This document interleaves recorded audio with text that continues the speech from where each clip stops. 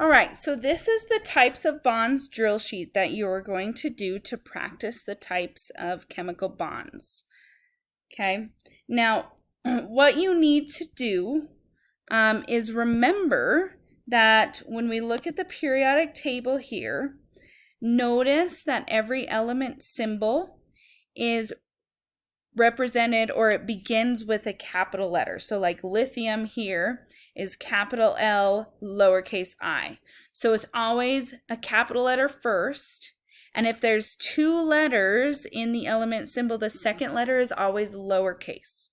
So when we look at these chemical formulas on this worksheet, we're going to distinguish each element based upon the capital letters. So we have a capital letter here and a capital letter here. Capital N, lowercase a, capital C, lowercase l. There's two capital letters, so this is two elements.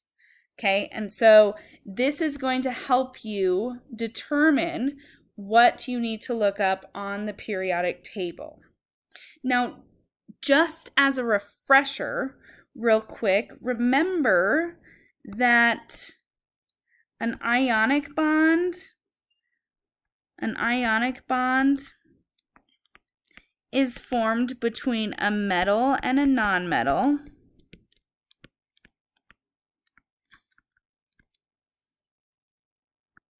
An ionic bond is formed between a metal and a nonmetal.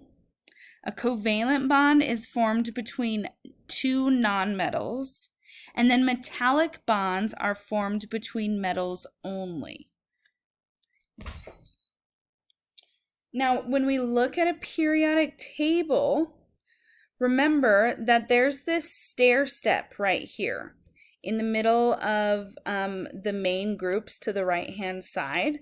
And this stair step is the metalloids, also known as semimetals. And everything to the left of this stair step over here, including hydrogen, all of these things are considered nonmetals. So here's the nonmetal symbol. It includes reactive nonmetals and noble gases. Okay, and then everything to the right of that stair step, everything else on the periodic table are considered metals. So everything in color right now are metals.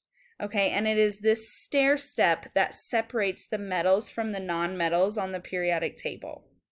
For our sake right now, when we're determining whether it's a metal or a nonmetal, we're going to include these metalloids or semimetals in the nonmetal family. Okay, so we're going to consider them nonmetals.